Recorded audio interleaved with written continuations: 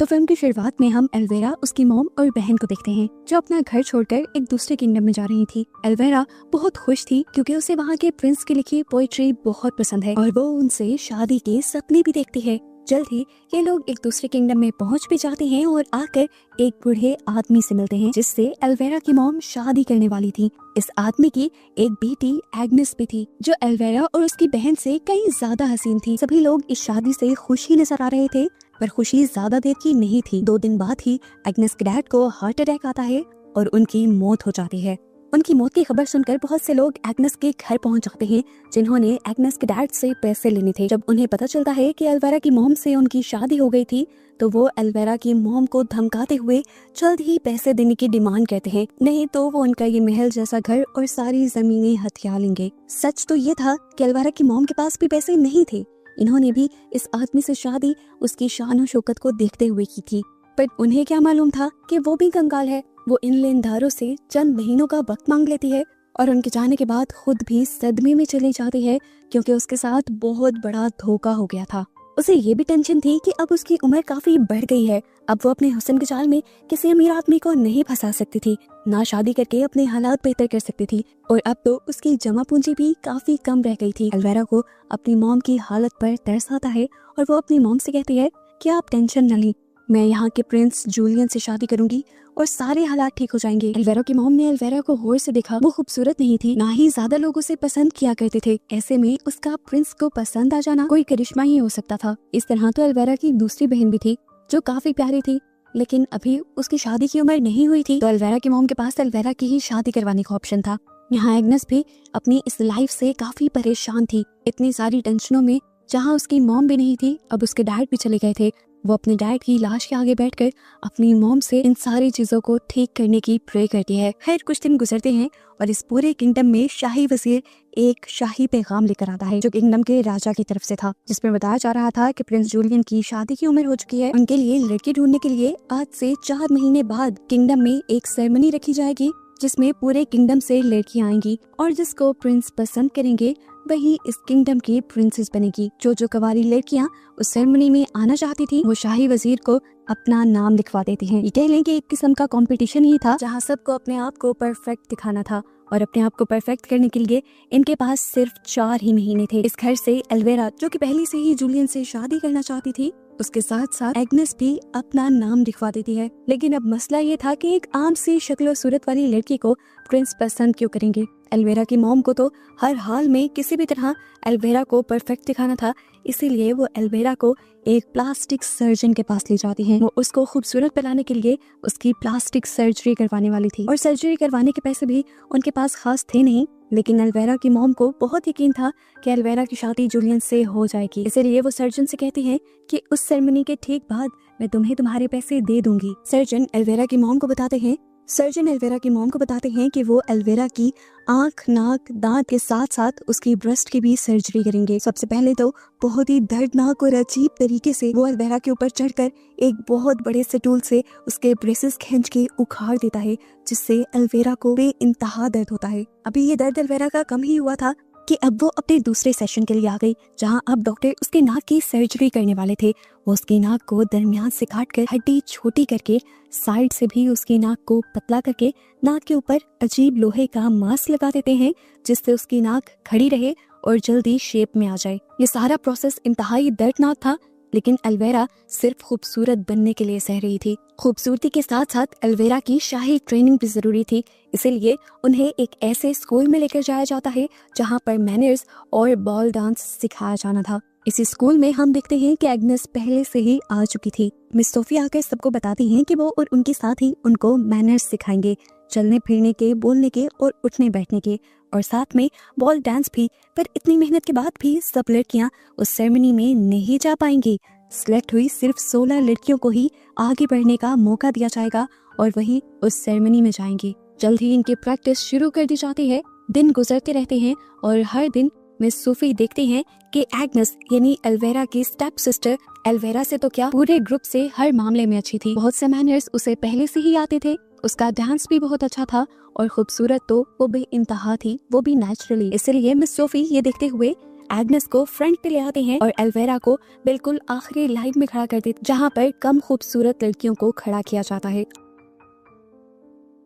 अब एग्नेस और एल्वेरा घर आ जाते हैं और एग्नेस एल्वेरा की मॉम से रिक्वेस्ट करती हैं कि अब हमें मेरे डैड का फ्यूनरल कर देना चाहिए, हमें उनकी बॉडी को दफनाने की जरूरत है क्योंकि उनकी बॉडी सड़ने लगी है। तो इसके जवाब में एल्वेरा की मॉम उससे कहती हैं, मेरे पास इतने पैसे नहीं कि मैं वो फ्यूनरल कर सकूं, मैं अपने बचे हुए पैसे अपनी बेटी पर खर्च करना चाहती हूँ और तुम्हारे डैड का फ्यूनरल तो अब एल्वेरा के सिलेक्ट होने के बाद ही होगा। एल्वेरा ये बात सुनकर ये समझ जाती है कि उसकी मॉम को उससे बहुत ज्यादा एक्सपेक्टेशन है, इसीलिए वो ज्यादा मेहनत करना भी शुरू कर देती है और आहिस्ता आहिस्ता पिछली लाइंस में से आगे आने लगती है। फाइनली इनकी ये 40 दिन की ट्रेनिंग भी कंप्लीट हो जाती है और आज वो दिन आ जाता है जब मिस सूफी और इनकी साथी ने उन 16 लड़कियों के नाम अनाउंस करने थे जो आखिर उस सेरेमनी में जाने के लिए सिलेक्ट हुई थी। एल्वेरा जब लिस्ट देखती है तो वो शौक रह जाती है कि एग्नेस का नाम इस लिस्ट में सबसे ऊपर था और एल्वेरा का नाम सबसे नीचे। लेकिन सब लोग एल्वेरा के सबसे नीचे होने पर भी हैरान थे क्योंकि फुल टाइम उसके नाक पे एक पट्टी बंधी हुई थी जो उसकी खूबसूरती पे एक बहुत बड़ा धब्बा थी। अब इन 16 लड़कियों की अगली ट्रेनिंग शुरू कर दी जाती है।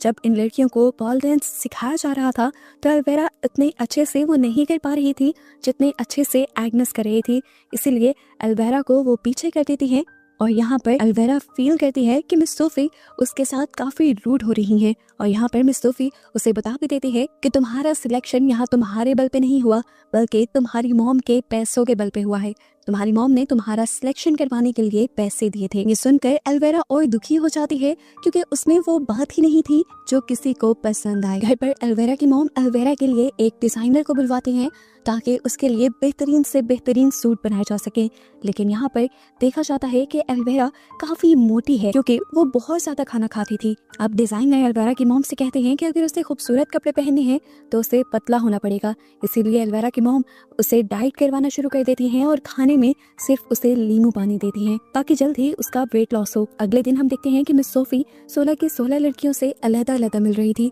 वो उनसे बात करके उनकी अंदर की खूबसूरती जानना चाहती थी। यहाँ पर भी एग्नेस पहली पोजीशन ले जाती है। वो एल्वेरा से आकर मिलती हैं और उससे बात करती हैं तो उसकी सोच सुनकर उन्हें उस पर तरस आने लग जाता है कि किस तरह सोसाइटी में फिट होने के लिए वो तकलीफ सह रही थी और मेहनत कर रही थी। और इस पूरे टाइम में वो जब से यहाँ थी सबकी तरफ से मजाक बनाए जाने के बावजूद भी आज भी वो हिम्मत से खड़ी थी और अभी भी अपनी सिलेक्शन की उम्मीद लिए खड़ी। मिस सोफी को उस पर रहम आ जाता है और वो उसकी मदद करने के लिए उसकी सेहतमंद बॉडी को पतला करने के लिए उसे एक सीक्रेट चीज देती है। अब इसके अंदर क्या था ये हमें तब पता चलता है जब एल्वेरा इसे अपनी बहन को दिखाती है। इसके अंदर एक टेप वर्म का एग था। वो बताती है कि मिस सोफी ने मुझसे कहा है कि मैं अगर इसे खा लूंगी तो इसको खाने के बाद मैं जितना कुछ भी खाती रहूंगी मेरा वजन कम रहेगा और मैं जल्द ही पतली हो जाऊंगी और एक मरतबा मेरी शादी प्रिंस जूलियन से हो गई तो मैं ये एंटीडोट खाकर अपने अंदर के टेपवर्म को मार दूंगी। ये सारी बातें तो एल्वेरा को मिस सोफी ने बताई थी, लेकिन एल्वेरा को इसके नुकसान नहीं पता थे जो आगे जाकर दिखने वाले थे। एल्वेरा की बहन को कहीं ना कहीं उसके नुकसान का अंदाजा था। वो एल्वेरा को मना भी करती है ये खाने से, लेकिन एल्वेरा को हर हाल में प्रिंस जूलियन से शादी करनी थी, इसीलिए वो इस एग को बिना सोचे समझे खा लेती है। इतने में ही यहीं पर प्रिंस जूलियन अपने दोस्तों के साथ शिकार करने के लिए आ जाते हैं, जिन्हें देखकर वो एक और मर्तबा प्रिंस के साथ रहने के सपने सजाने लगती है। प्रिंस के जाने के बाद जब ये लोग घर के रास्ते में होते हैं तो एल्वेरा देखती है कि एग्नेस यानी उसकी स्टेप सिस्टर उनके ही नौकर के साथ थी। ये देखकर उसे गुस्सा आ जाता है और वो ये बात जाकर अपनी मॉम को बता देती है। एल्वेरा की मॉम को उसके ऊपर बहुत गुस्सा आता है। वो उसे उसकी इस गलती की सजा मार के भी देती हैं और फिर उससे भी बुरा काम ये कर देती हैं कि उसे अपने ही घर में नौकर बना देती हैं और उसे घर में कैद रहने को भी कह देती हैं। अपनी मॉम के इस फैसले से एल्वेरा बहुत ज्यादा खुश थी क्योंकि वो जानती थी कि उसके लिए उसकी सबसे बड़ी कॉम्पिटिटर यानी उसकी सबसे बड़ी दुश्मन मुकाबलेबाज उसकी बहन एग्नेस ही है। आज उसने टेपवर्म भी खा लिया था तो उसे कोई टेंशन नहीं थी कि उसे पतला भी होना है। वो अपनी मॉम से छुपाकर बहुत सारा खाना खाती है और उसे ये खाना एग्नेस ने ही लाकर दिया था क्योंकि कहीं ना कहीं एग्नेस भी चाहती थी कि एल्वेरा पतली ना हो। अब कहानी में 3 महीने का वक्त गुजर जाता है। फाइनली एल्वेरा के नाक से उसका ये मास्क हट जाता है और दिखाया जाता है कि उसका नाक बहुत ही खूबसूरत शेप में आया था। उसकी सर्जरी कामयाब हो गई थी और वो पहले से कहीं ज्यादा खूबसूरत दिखने लगी थी। एल्वेरा पूरे जोश से उस सेरेमनी में जाने की तैयारी कर रही थी, जबकि एग्नेस घर में नौकरों की तरह काम कर रही थी। यहाँ तक कि वो अपनी गाय का दूध भी खुद निकालती है। उसकी ऐसी हालत को देखते हुए एल्वेरा को अंदर से खुशी महसूस हो रही थी। फिर नाक की सर्जरी कंप्लीट होने के बाद एल्वेरा की मॉम उसे दोबारा प्लास्टिक सर्जन के पास लेकर जाती हैं और एल्वेरा एक और मर्तबा एक दर्दनाक प्रोसेस से गुजरती है। डॉक्टर उसकी आंखों में धागों और सुइयों के जरिए आर्टिफिशियल लैशेस लगाता है, जिसकी वजह से कई दिन तक उसकी आंखों पे पट्टी बंधी रहती है और वो काफी भद्दी दिखती है। और फिर उसकी ब्रेस्ट की भी सर्जरी की जाती है। इतने दर्दनाक प्रोसेस से गुजरने के बाद एल्वेरा की हालत बहुत ज्यादा बुरी होने लगी थी। वो अपने आप को काफी कमजोर फील कर रही थी और उसे जरूरत से ज्यादा भूख लगने लगी थी। वो एग्नेस से बहुत ज्यादा खाना मांगती है और एग्नेस भी अपनी मॉम के मना करने के बावजूद उसे खाना देती रहती है। दूसरी तरफ स्कूल में दिखाया जाता है कि मिस सोफी और उनकी पार्टनर बहुत ज्यादा परेशान है एग्नेस के ना आने की वजह से, क्योंकि पूरे ग्रुप को प्रेजेंट करने वाली एग्नेस ही थी। वो जब एल्वेरा की मॉम से भी एग्नेस के बारे में पूछती हैं तो एल्वेरा की मॉम उनसे झूठ बोल देती हैं कि एग्नेस अपने डैड की मौत की वजह से बहुत ज्यादा परेशान है और उसने किसी भी चीज में इंटरेस्ट लेना छोड़ दिया है। इसीलिए मिस सोफी अब एग्नेस की जगह एल्वेरा को दे देती है, क्योंकि इतनी सारी सर्जरीज के बाद एल्वेरा भी अब एग्नेस की तरह खूबसूरत दिखने लगी थी। रात में हम देखते हैं कि एग्नेस जब एल्वेरा के लिए चुपके से खाना लेकर आ रही थी तो वो उसके बाल बनाने लगी और बाल बनाते हुए उसके बहुत सारे बाल झड़ने लग गए, जो देखकर एल्वेरा बहुत ज्यादा परेशान हो गई। ऐसा इसलिए हो रहा था क्योंकि उसने जो टेप वर्म खाया था वो उसे पतला रखने के साथ साथ उसके अंदर के सभी न्यूट्रिशन भी खा रहा था, जो बालों को घना और खूबसूरत दिखाने के साथ साथ हमें भी खूबसूरत दिखाने में मदद करते हैं। अब जैसे ही एल्वेरा की मॉम को ये पता चलता है कि एल्वेरा बॉल डांस की ओपनिंग डांसर बन चुकी है, यानी एग्नेस की जगह रह चुकी है, तो वो उसके लिए एक बहुत ही खूबसूरत ड्रेस बनवाती है, जो उनके पहले बनाए ड्रेस से भी काफी अच्छा था। इतनी ही देर में इनके पास एग्नेस भी आ जाती है, जिसके साथ ये सारे लोग मिलकर बहुत बुरा सलूक करते हैं, क्योंकि एग्नेस को देखकर ये सारे जल रहे थे। एग्नेस के पास नेचुरल खूबसूरती जो थी, डिजाइनर एल्वेरा को जब ड्रेस पहना रहा था तब उसे भी पता चल गया कि एल्वेरा के बाल झड़ रहे हैं, इसीलिए वो एल्वेरा के लिए एक विग भी बना लाता है, जिससे उसकी इस बदसूरती को भी छुपाया जा सके। यहाँ एग्नेस ने भी अब फैसला कर लिया था कि वो बॉल डांस में जाएगी जरूर, इसीलिए वो अपनी मॉम का बॉल डांस गाउन निकाल लेती है। ये गाउन बहुत ही ज्यादा खूबसूरत थी और कीमती भी, क्योंकि किसी टाइम पर एग्नेस की मॉम यहाँ की सबसे खूबसूरत और सबसे अमीर लेडी हुआ करती थी। एल्वेरा की नजर जैसे ही उसके इस गाउन पे पड़ती है तो वो जलसी से पागल हो जाती है और पकड़कर उसका पूरा गाउन ही फाड़ देती है। अपने गाउन के फटते ही एग्नेस पूरी तरह से टूट गई थी। वो अपने गाउन को लेकर अपनी डैड की सड़ती हुई बॉडी के पास जाकर रोने लग जाती है, क्योंकि उसके पास अब कोई और चारा नहीं था इस कैद से निकलने का। उसको रोता हुआ देखकर यहाँ रोशनी में उसकी असली मॉम की सोल आ जाती है, जिनको उसकी हालत पे रहम आ गया था। वो उसे जादुई जूते देती है और वही सिंड्रेला वाली शर्तें उसे बताती है कि तुम ये पहनकर बॉल डांस में जाना। जैसे ही तुम इसे पहनोगी, बाहर एक कद्दू तुम्हारे लिए एक काठी में बदल जाएगा और तुम्हें महल तक ले जाएगा। लेकिन याद रखना, 12 बजते ही सारी चीजें अपनी असल शक्ल में आ जाएंगी और तुम वहाँ से भाग आना। लेकिन कहानी में एक छोटा सा चेंज ये था कि एग्नेस की मॉम ने उससे अपना मुंह छुपाने की भी शर्त रखी थी। इस चीज से एग्नेस काफी खुश हो जाती है और जब वो यहाँ से जाती है तो हम देखते हैं कि उसकी डैड की लाश के कीड़े उसके ड्रेस को भी वापस बुन बुन कर ठीक कर देते हैं। आखिर वो रात आ ही जाती है जिसका सबको इंतजार था। एल्वेरा बॉल डांस की ओपनिंग करती है और यहाँ पर मौजूद सभी लोग एल्वेरा की खूबसूरती में खो जाते हैं, ये जाने बगैर कि ये सारी खूबसूरती आर्टिफिशियल थी। प्रिंस जूलियन भी जब यहाँ आते हैं तो सारी लड़कियों को छोड़कर एल्वेरा को ही अपनी बॉल डांस पार्टनर के तौर पे चुनते हैं और डांस शुरू हो जाता है। अब एल्वेरा की वजह से एल्वेरा की मॉम को भी यहाँ पर मौजूद सभी अमीर लोग बहुत भाव दे रहे थे। एल्वेरा बहुत खुश थी, सब बिल्कुल ठीक चल रहा था, क्योंकि जैसा उसने सोचा था वैसा ही हो रहा था। उसकी मेहनत रंग ला रही थी, लेकिन बस ये सब कुछ ही लम्हे के लिए था, क्योंकि कुछ ही देर में यहाँ पर एक नकाब पहने खूबसूरत ब्लू गाउन में लड़की आ जाती है, जिसके इर्द गिर्द ऐसा जादुई माहौल था कि महफिल में मौजूद सभी लोग उसकी तरफ अट्रैक्ट हो गए और ना चाहते हुए भी प्रिंस एल्वेरा को छोड़कर उस लड़की के पास चला गया। जूलियन अब उस नकाब वाली लड़की के साथ यानी एग्नेस के साथ डांस करना शुरू कर देते हैं और जैसे ही डांस करते हुए प्रिंस एग्नेस के ऊपर झुकता है तो एग्नेस का भी नकाब उतर जाता है और एल्वेरा उसे पहचान लेती है कि ये एग्नेस है। एग्नेस जानती थी कि एल्वेरा अब कोई ना कोई उसके लिए मुसीबत खड़ी कर देगी, इसीलिए वो सब कुछ छोड़कर यहाँ से बाहर भागने लग जाती है। प्रिंस उसके पीछे भागता है उसे रोकने के लिए, लेकिन वो रुकती नहीं और बिल्कुल सिंड्रेला वाली कहानी की तरह उसका एक जूता सीढ़ियों पर ही रह जाता है, जिसे उठाकर किंग वापस अपने महल के अंदर आता है और ये ऐलान करता है कि ये जूता पूरे किंगडम की लड़कियों को पहना कर दिखाया जाएगा और जिसको ये जूता पूरा आएगा वही यहाँ की प्रिंसेस बनेगी। एल्वेरा गुस्से में घर आती है। वो जानती थी कि वो लड़की एग्नेस ही है और दूसरा जूता उसी के पास होगा, इसीलिए वो आते ही एग्नेस के ऊपर हमला कर देती है, उसे खूब मारती है और उसके पाँव से वो जूता निकाल लेती है। वो इस जूते को अपना बनाना चाहती थी, लेकिन जैसे ही वो इस जूते को पहनती है तो उसे पता चलता है कि इस जूते का साइज उसके लिए बहुत छोटा है। वो सोच जतन करती है, फिर भी ये जूता उसके पाँव में फिट नहीं आता। ये जूता उसे इसलिए भी पूरा नहीं आ रहा था क्योंकि ये एक जादुई जूता था जो सिर्फ एग्नेस के ही पाँव में पूरा आने वाला था, क्योंकि ये उसे एग्नेस की मॉम ने दिया था। लेकिन अनजान और जुनून में आई एल्वेरा इस जूते में पूरा आने के लिए अपना पाँव काटने का फैसला कर देती है और एक बड़ा सा चाकू लेकर जोर से अपने पाँव पे मारती है, जिससे उसकी सारी उंगलियां कट जाती हैं। उसे बहुत ज्यादा दर्द सहना पड़ता है, जिस दर्द से वो बेहोश भी हो जाती है।